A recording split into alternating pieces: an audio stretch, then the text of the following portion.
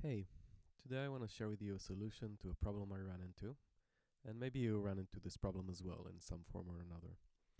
So I have this controller called Touché, and you can push it up, you can push it down, you can push it left, you can push it right, and it has a CC number for each one of those directions for a total of 4 CCs. So here I mapped the up to the filter. It's very nice, very responsive. But I actually want to map both the up and down to the same filter. So up would push it up and down would push it down, but you can't map two controls to the same button. But I have this Reaktor ensemble I made, which combines those two CCs and outputs a new CC. Here I set it to number 20. Now I map it, and it's bipolar.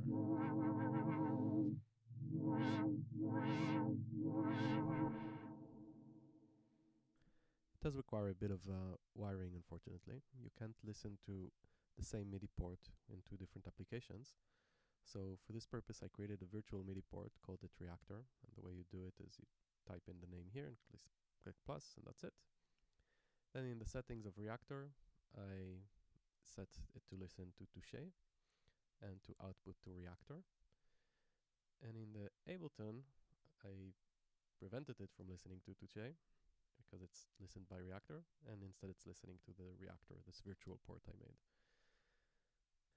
And since I'm already intercepting and rewriting CC values, there's another feature I wanted, which is autofilters quantize, which quantizes the modulation for the filter to make really nice sounds.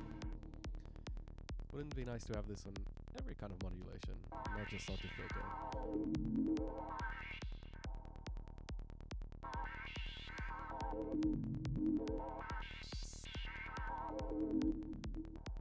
So I have Reaktor controlling the MIDI clock.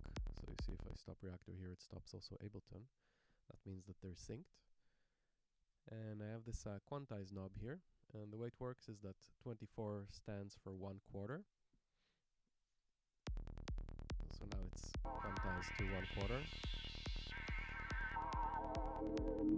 That means that 12 would be an 8th and 6 would be a 16th.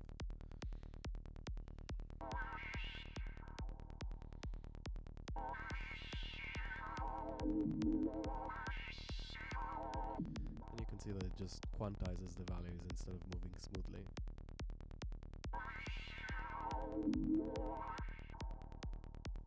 Let's slow this down to see if we can hear the quantizing a bit better.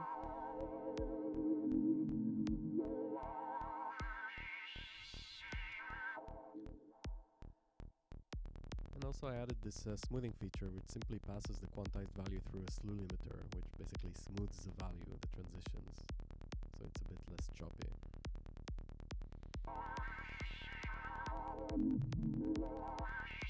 And there's this smoothing setting that selects how fast the slew limiter reacts. So higher would mean more smoothing.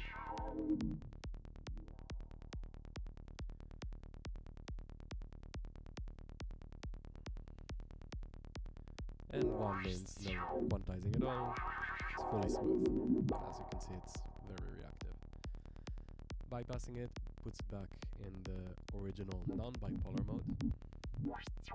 So this is what I have, and it's working really nice. And note that I'm not using ACO right now, so I don't have Ableton Link, but Reaktor does support Link, so you can sync Ableton and Reaktor using it. And that's what I wanted to show you. Thank you.